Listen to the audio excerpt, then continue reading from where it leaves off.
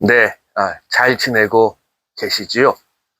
본래는 지난주 수요일에 영상을 올렸어야 됐는데 설 연휴였던 관계로 오늘 올리게 되었습니다.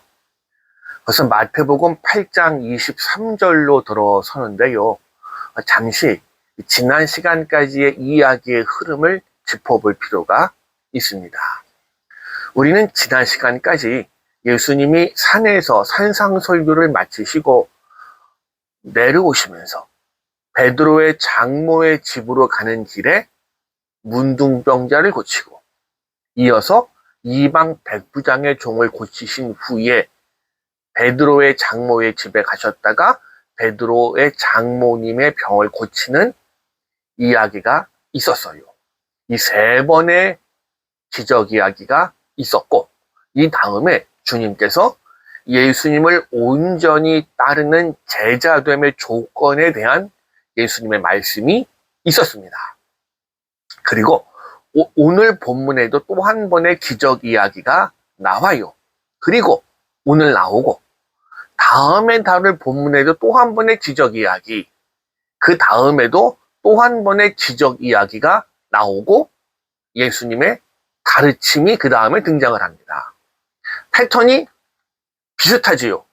마태복음을 보면 산상설교를 마친 후에 예수님의 행적이 이런 유형으로 계속되어집니다. 자, 우리가 주의 깊게 보면 마태복음의 저자는 예수님의 행적을 기록하면서 산상설교를 마치신 후의 모습을 일정한 형식을 가지고 기록하는 것을 우리가 주의 깊게 읽어보면 확인하실 수가 있어요. 자, 산상설교를 마치시고 세 번의 기적 이야기, 문둥병자, 이방 백부장, 베드로의 장모의 병을 고치시고 이 세 번의 기적 이야기, 그 다음에 가르침, 제자는 어떻게 살아야 한다. 그 다음 오늘 본문부터도 이런 식으로 한 번, 두 번, 세 번의 기적 이야기, 그 다음에 예수님의 가르침, 이런 형식이 드러나는데 이런 형식은 이 다음에도 종종 반복되고 있습니다. 재밌지요? 저만 재밌습니까? 그럼 이런 세 번의 기적 이야기와 가르침이라는 형식을 반복하면서 왜 마태복음은 이렇게 기록을 하는 걸까요? 아마도 마태복음을 읽어가는 저와 성도님들로 하여금 예수님의 놀라운 기적에만 집중하는 게 아니고요. 우리의 삶 자체가 예수님을 향해야 됨을 강조하기 위함인 것으로 보여집니다. 자, 그럼 오늘 본문을 함께 생각해 봅니다.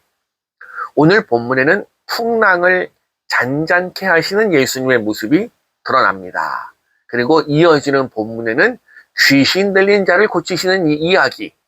자, 이렇게 보면 지난 시간까지 예수님의 이 기적은 문둥병자, 이방인 백부장의 종, 베드로의 장모의 병을 고치는 어떻게 보면 좀 단순한 치유 사역을 묘사하고 있다면 오늘 본문인 네 번째 기적에서는 풍랑, 자연을 다스리시는 예수님의 모습이, 그 다음 본문에는 귀신을 내어 쫓으시는 예수님의 모습이 드러나면서 그분의 이적이 점점 한계 없이 늘어나는 모습을 우리에게 보여주지요.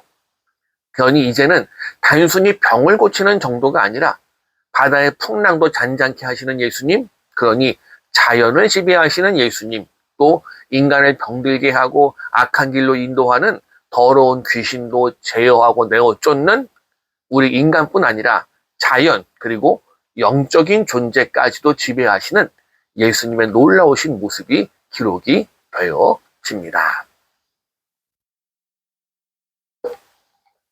그럼 먼저 본문에 나타난 예수님께서 바다의 풍랑을 잔잔케 하시는 이야기 속에서 마태복음이 우리에게 무엇을 말하고자 하는지를 함께 나누어 보지요.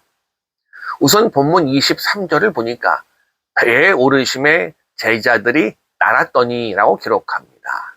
여기서와 마찬가지로 마태복음 그리고 복음서에서 종종 이 배 탓이지요. 이 배는 자주 신앙 공동체를 비유하는 단어로 사용될 때가 많이 있습니다. 그렇다면 오늘 본문 기록 그대로 신앙 공동체는 예수님이 가시니 제자들도 따라가는 모습이라는 사실을 기억할 필요가 있습니다. 자, 우리 새일교회라는 공동체는 오늘 본문에서 예수님이 주무시고 계신 배와 같은 곳입니다.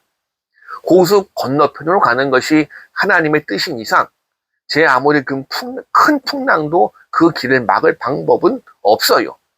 다시 말하면 이 새일교회라는 공동체가 하나님 나라를 향해서 세상을 항해해 나가고 있는 이상 아무리 큰 풍랑도 우리가 나아가는 그 길을 막을 수 없는 줄로 믿으시기를 원합니다.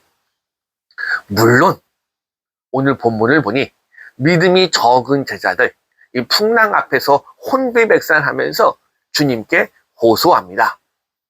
바로 이것이 세상 속에 살아가는 그리스도인들 그리고 우리 신앙의 공동체에 대한 좋은 교훈이기도 합니다.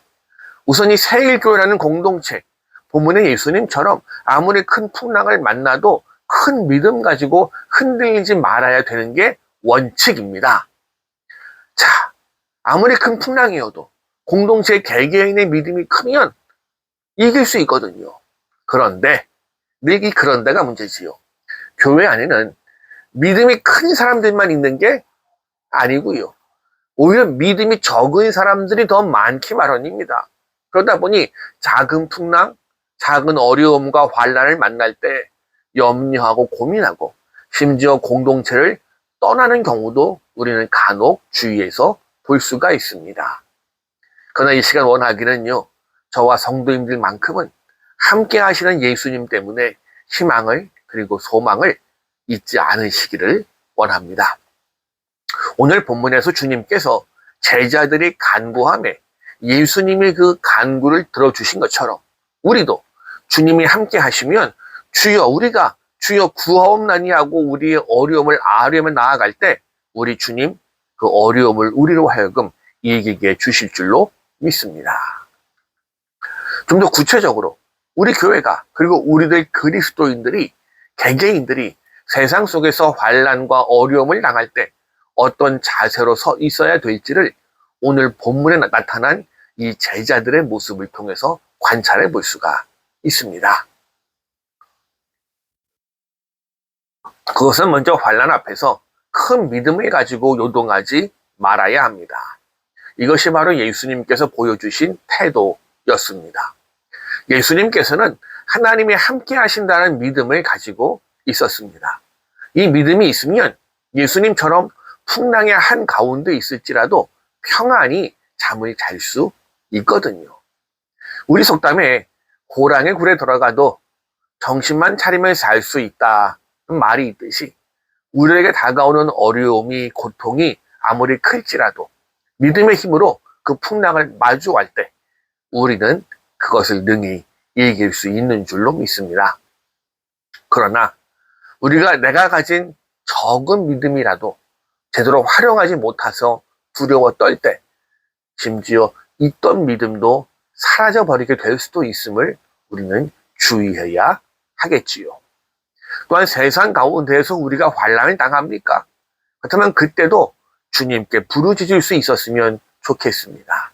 우리 주님은 누구십니까? 자연도 귀신도 순종케 하시는 분인 줄로 믿습니다. 환난 앞에서 이분에게 호소하고 의지하면 우리를 도와주시고 구원해 주십니다. 그래서 요한복음 16장 33절은 이렇게 우리에게 이야기합니다. 요한복음 16장 33절입니다. 이것을 너희에게 이르는 것은 너희로 내 안에서 평안을 누리게 하려 함이라. 세상에서는 너희가 환난을 당하나 담대하라. 내가 세상을 이기었노라. 우리가 복음성가로도 불러보았던 본문이기도 하지요. 너희로 내 안에서 평안을 누리게 하려 함이라. 세상에서는 너희가 환난을 당하나 담대하라. 내가 세상을 이기었노라. 그래요. 우리는 이미 주님이 이긴 싸움을 뒤따라가고 있는 줄로 믿습니다. 이미 결과가 나와 있어요. 우리에게 다가오는 환난이 어려움이 아무리 클지라도 우리가 주님을 온전히 따라가기만 하면 그것들은 이미 우리에게 패배한 것들일 수밖에 없는 줄로 믿습니다. 원하기는요, 환난 중에 낙심하며 낙담하지 않았으면 좋겠습니다. 우리의 당하는 환난은 일시적인 것이지만 그것을 우리가 이겨나갈 때 받게 될 영광은 영원한 것이기 때문입니다. 오늘 본문 27절은 제자들이 서로 묻기를 이가 어떠한 사람이기에 바람과 바다도 순종하는가 물었다고 기록합니다. 이 27절의 본문은요, 제자들이 서로 간에 물었던 질문일 뿐 아니라 오늘 우리가 본문을 보면서 이 바람과 바다를 잔잔케 하시는 예수님의 기적 이야기를 우리가 읽고 있는데 우리에게도 동일하게 던지는 질문입니다. 다시 말하면 이렇게 바람과 바다까지 순종케 하시는 그 예수님이 도대체 누구냐는 겁니다.